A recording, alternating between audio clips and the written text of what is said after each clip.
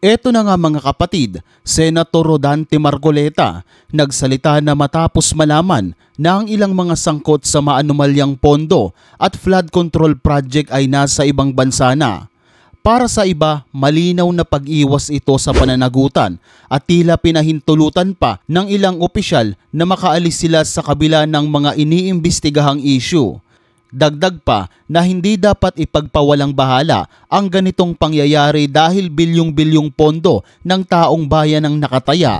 Kaya nananawagan ang mga normal na tao na paigtingin ng koordinasyon sa mga ahensya upang masiguro na ang mga personalidad na dawit sa proyekto ay haharap sa mga investigasyon at hindi makakatakas sa batas. Samantala, ayon naman kay Marcoleta, hindi ibig sabihin na porket nasa labas ng bansa ang ilang personalidad ay iiwas na sila sa investigasyon. Hindi, dahil maaaring nandun lamang talaga sila para sa kanilang personal na dahilan at posible rin naman na bumalik sila anumang oras.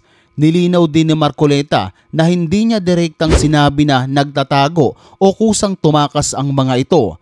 Ang malinaw lang umano ay base sa mga impormasyon na nakalap ng Senado. May mga nagsabing wala na sila sa Pilipinas at nasa ibang bansa na ngayon. Ibig sabihin lumabas dahil doon. Merong nandun sa ibang bansa. Malay mo, baka umuwi naman sila. Hindi ko naman sinabi na nagtago o kusang tumakas. Hindi. Kasi sa impormasyon, inahanap nga kung present sila, may nagsasabing nasa ibang bansa. Yun lang. Pero ang malaking tanong ngayon, kailan sila babalik at higit sa lahat, kailan nila haharapin ang mga kasong inuugnay sa kanila? Habang tumatagal ang kanilang pagkawala, mas lalong lumalalim ang mga hinala ng publiko na mayroong tinatago at iniiwasang sagutin ang mga ito. Kung tunay silang walang kasalanan, bakit hindi sila humarap agad sa investigasyon upang linisin ang kanilang pangalan? Ganito lang naman kasimple yan. Kung malinis talaga ang konsensya ni Congressman Zaldico, di ba, merong ginaganap na hearing sa House of Representatives na kung saan kabilang siya, dapat sana kahit papano'y dumalo siya para depensahan niya ang issue tungkol sa 2025 budget, na kung saan si Zaldico mismo ang Committee on Appropriation Chair noong mga panahong iyon. Kung matatandaan, siya ang chairperson noong binalangkas ang budget na ito at siya lang din ang makakasagot kung paanong nangyaring maraming naisingit sa 2025 budget. At patunayan niya na wala talaga siyang kinalaman dito. Pero anong nangyari? Lumipad pa ibang bansa. Hindi mo kasi mapupukpok ang isang tao na kaya ka lumipad ng ibang bansa dahil sa medical treatment o naghatid ng isang anak. May mga kinakaharap na malaking isyu ngayon ng gobyerno na dapat sanay nandoon si Congressman Zaldico. Malamang ang iisipin ng tao kaya umalis ng bansa si Zaldico dahil sa mga nagaganap na issue tungkol sa 2025 budget at flood control. Pero wala pang pagpapatunay dito. Pero teka, ano nga ba ang sakit niya at bakit kinailangan pa na sa Estados Unidos ito ipagamot? Tara, alamin natin. Low blood pala si Zaldico at kinailangan lumabas ng bansa para sa kanyang medical treatment. Hindi ito biro mga kapatid, huwag kayong matawa dahil totoo ang balitang ito na wala na sa bansa si Congressman Zaldico at kasalukuyang nasa Amerika at doon nagpapagamot. Iniulat ng House of Representatives na si Zaldico ay wala na sa bansa. Ayon sa House spokesperson Attorney Princess Abante, nasa United States na daw siya para sa medical treatment at meron itong appropriate travel documents. Ibig sabihin, kumpleto at maayos ang papeles ni Zaldico. May travel authority siya mula sa Kamara. Kumpleto ang kanyang kaukulang dokumento bilang pahintulot sa official travel. Ang kanyang pag-alis ay naipaalam at naitala ng maayos sa records ng House of Representatives.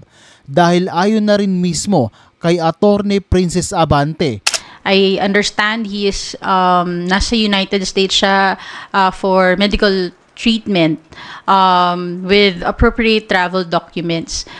Kung ano yung mga travel documents na yon, wala pa akong copy. So I still have to coordinate further with the Office of the Secretary General. Meron itong appropriate travel documents. Ibig sabihin, may opisyal at kumpletong papeles na kailangan para makabiyahe sa ibang bansa.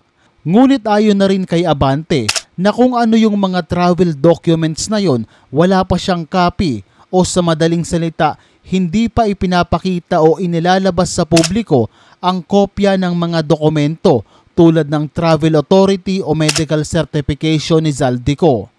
Pero kung iisipin mo, kung alam naman pala na nasa ibang bansa si Zaldico, kasi kompleto nga siya ng papeles, 'di ba? Bakit siya hinahanap sa mga Senate hearing? Kasi habang tinitingnan ng mga senador ang mga kontrobersyal na budget insertion na umaabot ng bilyong-bilyong piso, napansin nila na si Zaldico bilang chairperson ng House Committee on Appropriation at isa sa mga itinuturong proponent ng mga proyekto ay paulit-ulit na wala. Dahil dito, may mga senador na nagtanong kung bakit hindi siya naiimbitahan bilang resource person at kung bakit hindi siya lumalabas sa mga hearing gayong siya mismo ang makapagpapaliwanag ng direkta. Oo, dumating sa puntong hinahanap ng mga senador si Zaldico at sa mga mismong pagdinig, tinanong kung bakit wala siya. Hindi ko alam kung bakit siya hinahanap, dahil ba hindi siya umattend sa mga nagaganap na Senate hearing o dahil wala na siya sa bansa. Ayon sa mga balita, na low blood umano si Zaldico at ang kanyang blood pressure ay 90/60, samantalang ang normal na blood pressure ay dapat 120/80. Kapag ang dugo ay umabot ng 90/60 o mas mababa, tinatawag itong hypotension, na maaaring magdulot ng panghihina, pagkahilo at minsan pagkahimatay. Kaya raw nagpa-extensive medical check-up si Ko sa Amerika upang siguraduhin na ligtas ang kanyang kalusugan. Ngunit ang tanong ng marami, totoo ba talagang dahil sa low blood pressure kaya siya umalis ng bansa? Ang sagot, hindi. Dahil hinatid niya yung anak niya sa Boston University at doon sinabay niya na ang kanyang pagpapacheck up. Ayon din kay Congressman Alfredo Gabrin Jr. Let's confirm, hinatid na yung anak niya sa Boston University. And in time also for his regular check up doon. So pakahatid niya, ngayon nagpa-check up siya, but he was advised by the doctor to have an extensive check-up kasi yung may na-mention sa akin na parang 90/60 ang baba daw ng blood pressure niya. He's still in the United States as we speak. Habang wala si Zaldico, mas lalong tumitindi ang tanong ng taong bayan. Bakit siya ang laging wala sa mga hearing sa Senado at Kongreso? Bakit wala siyang malinaw na sagot kung kailan siya babalik? At bakit sa Amerika pa siya kailangan magpa-check up, gayong mayroon namang mga ospital sa Pilipinas na kayang magbigay ng treatment para sa low blood pressure?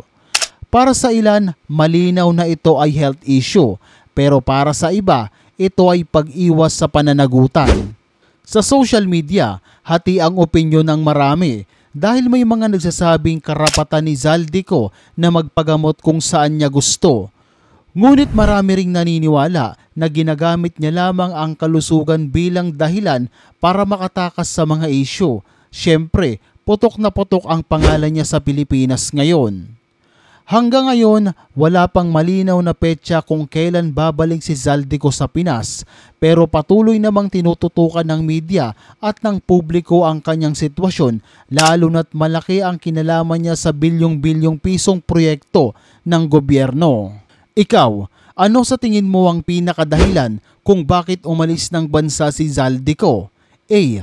Medical treatment. B. Hinatid ang anak sa Boston University. C. Umiiwas sa issue ng flood control project. D. All of the above. Comment mo naman ang sagot mo dyan sa ibaba ng videong ito. Samantala, tiyang ko, may hawak na USB sa Senado. Ano ang laman nito? Tara, alamin natin. Ano ang nilalaman ng USB na hawak ni Tiangco at bakit tila nagpanik ang ilan noong ipapacheck niya na ito? Isa ba itong ebidensya na maaaring makapagsabi kung sino ang mga sangkot sa flood control project o para lang ito kay Zaldico? Yun na nga ang problema, no? Nung unang ginawa to, I was against it. How can we investigate ourselves? That is the primary question. So kung ang isang congressman, sabi nyo kanina kahit sino masagasaan, wala tayong sasantuhin, kahit congressman, kahit senador. Eh kung ang congressman hindi pa pwedeng maging resource person at hindi natin pwedeng pa-testify under oath, eh di ibig sabihin sa usapang to, exempted ang congressman. So paano tayo mag-iimbestiga? Paano tayo? Number one. Number two, Mr. Chair, here is the USB. Sinasabi, paano nagkaroon ng insert? Under the name of Congressman Zaldico, ang insertion sa BICAM as proponent siya is 13,803,693,000. And we do not want to invite him as a resource person. Mr. Chair, sorry. Comsec, can you show this para lang sabihin hindi ako Mr. Chair, with nag-invento? due courtesy. Wait, I have the floor. Yeah, i-correct I have ko the lang. floor. Yeah, but I have Mr. the floor. No, Mr. Chair. I have the floor. Just to, on the I have the record, floor. On the record, Mr. I Chair. have the floor. We did not refuse to I have invite. the floor. O di ba kapatid, tila napigilan si Tiangco sa pag-abot niya ng USB dahil kay Janet Garin, tila sinabayan niya ito at ginulo. Hindi alam kung sadya ba ito pero ayon na rin mismo kay Tiangco na nasa USB na ito ang magpapatunay na may insertion sa BICAM. Ibig sabihin dagdag pondo na isinama sa budget habang nasa bicameral committee.